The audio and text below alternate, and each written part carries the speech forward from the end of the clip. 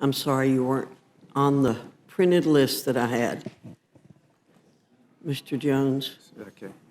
you're recognized. Would you pull that closer to you? Yes, ma'am. Madam Chairman, thank you, and ranking member as well. Madam Chairman, I just, as you did, finished a primary yesterday in North Carolina, and my district, the 3rd of North Carolina, most people have heard me for years talking about the growing debt of our nation, which now is about $19.2 trillion. I'm not saying that's the reason I won or not, but I think it did help because I've been very outspoken about it. So why did Mr. Massie and I introduce this amendment? We both found out through news reports about a year ago, and we actually put a bill in, which obviously is not going to be heard. It doesn't appear to be. So we wanted to offer an amendment in an open process, which obviously it's not going to be an open process. So therefore, we would like to ask the committee's consideration. What we learned a year ago is that all former speakers of the House, when they retire, have an office primarily in the Longworth building that is paid for by the taxpayers.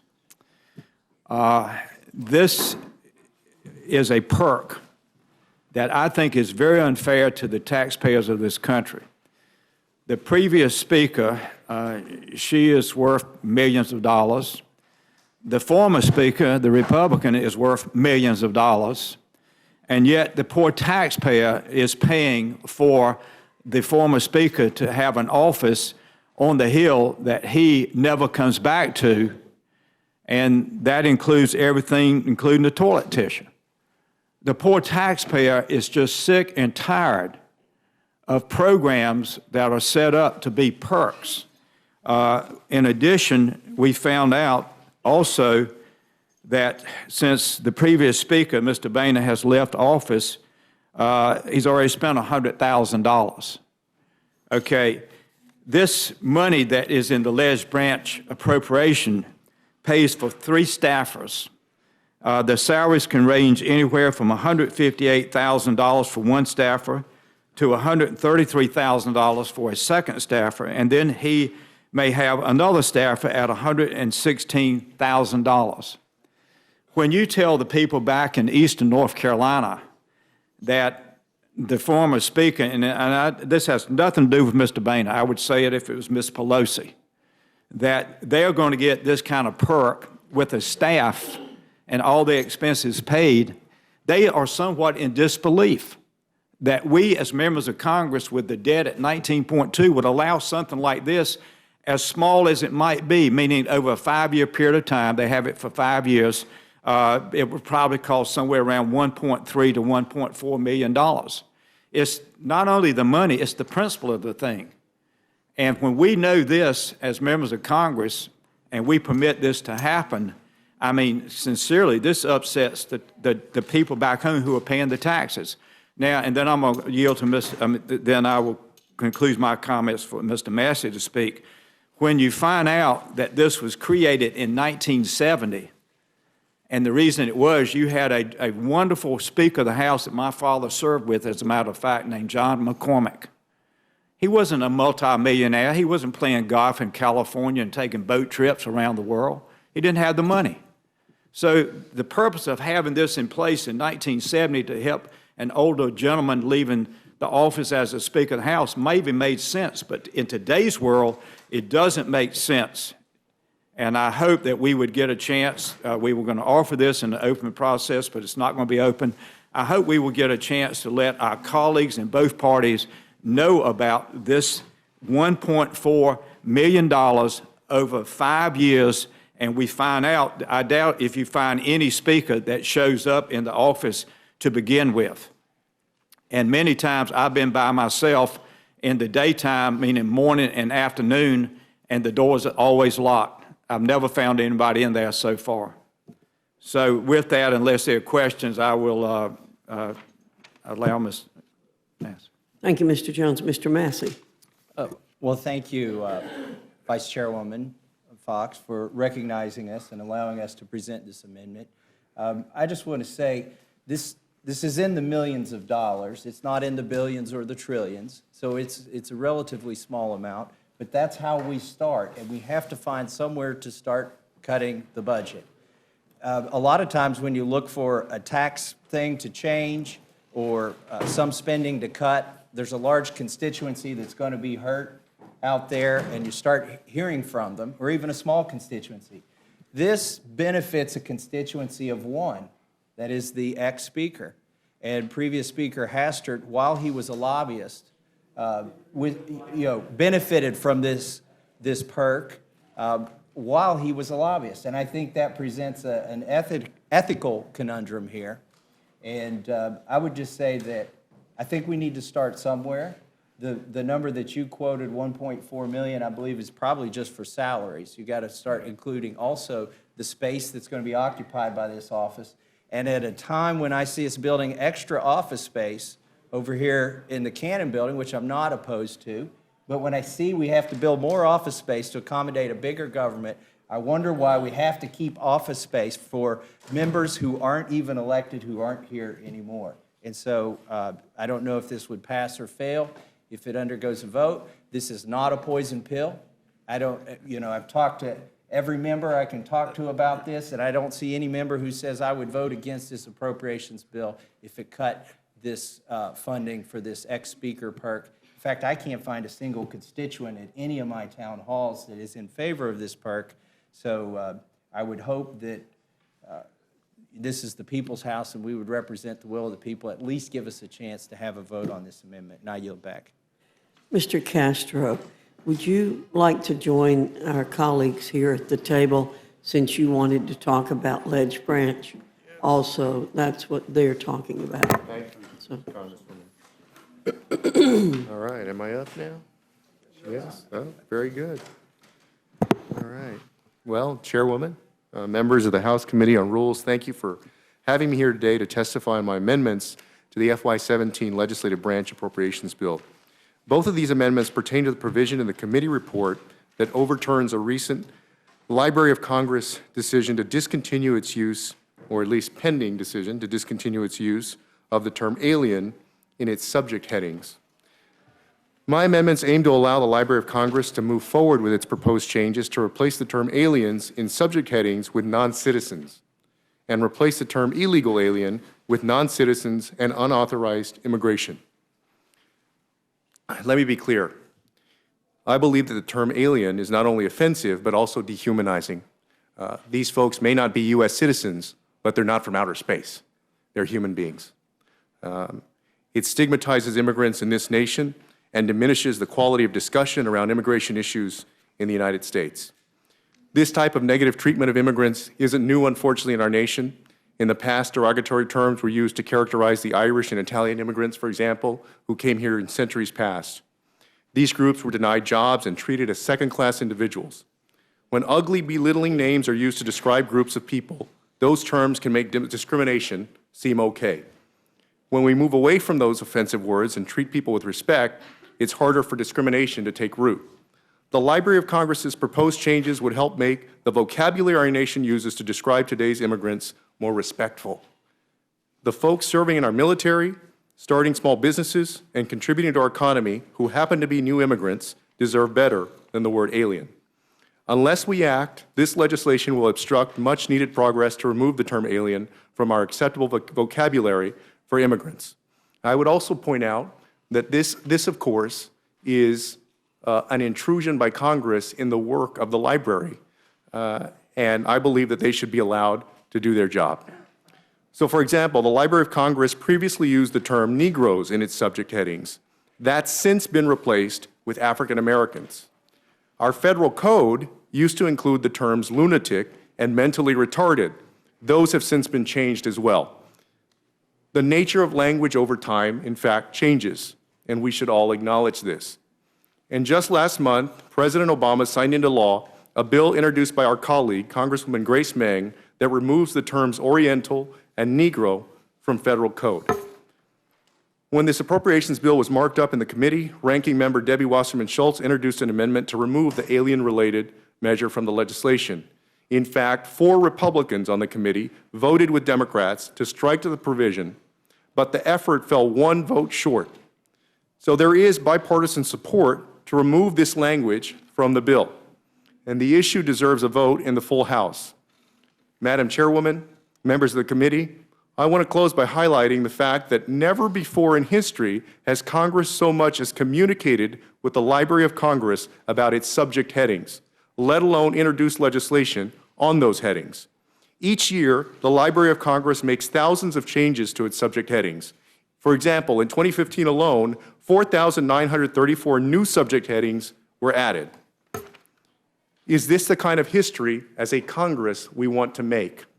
Do we want for the first time for Congress to interfere in the subject heading process of the Library of Congress?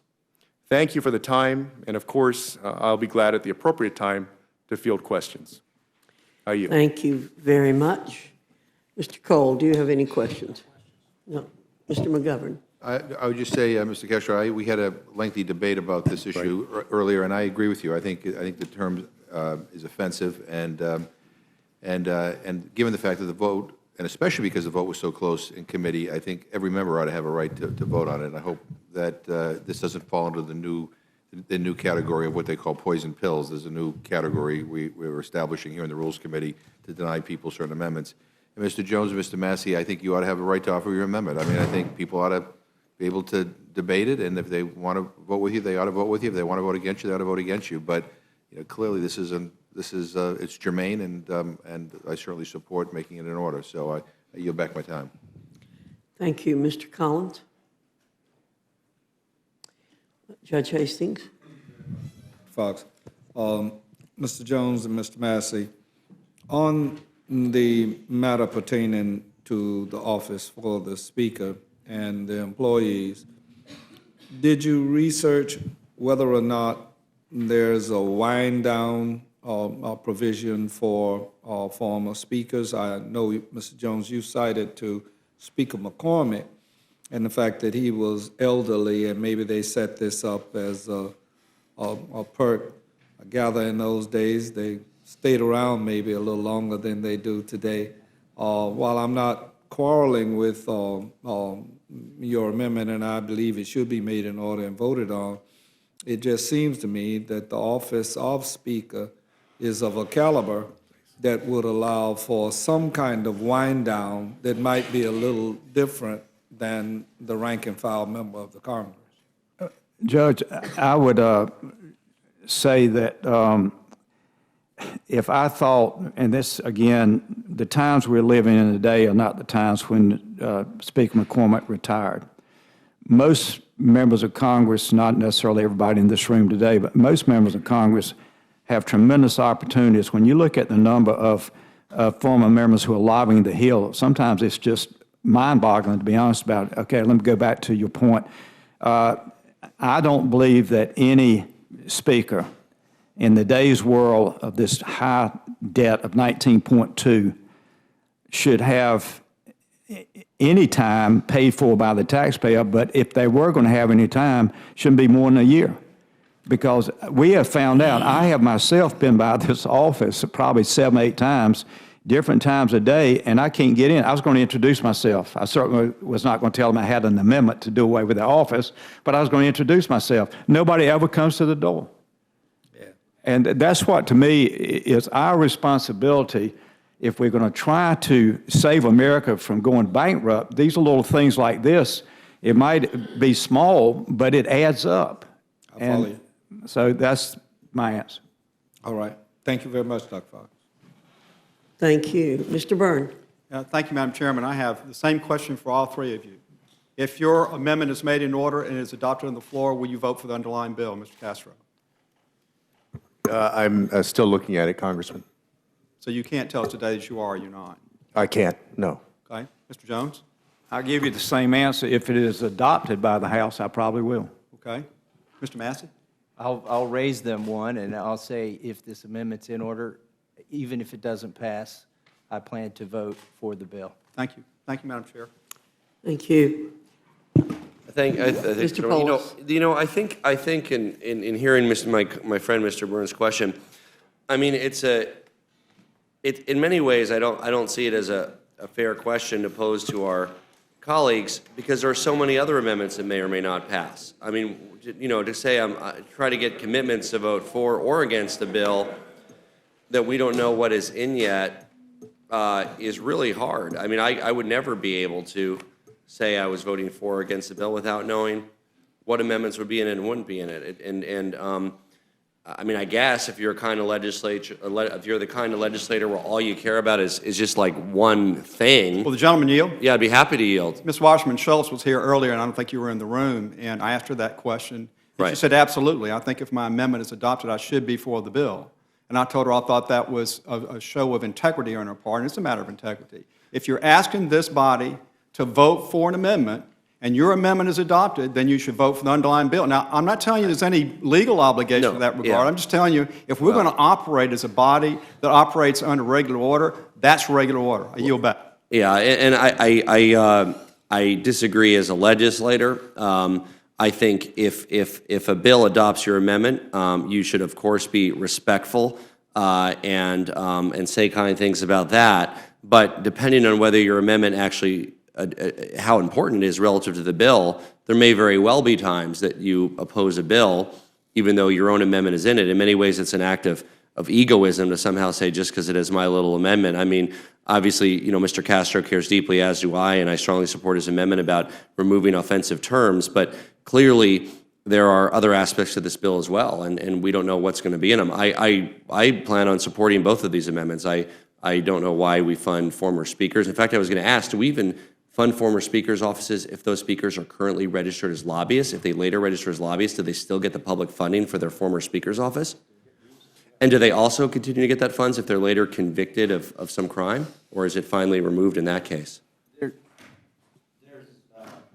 There's one exemption in here that I noticed, which is if they're separated from their service by reason of expulsion from the House. Right, which, so in talking about, I mean, we all know it's a matter of public record, the legal travails of former Speaker Hastert.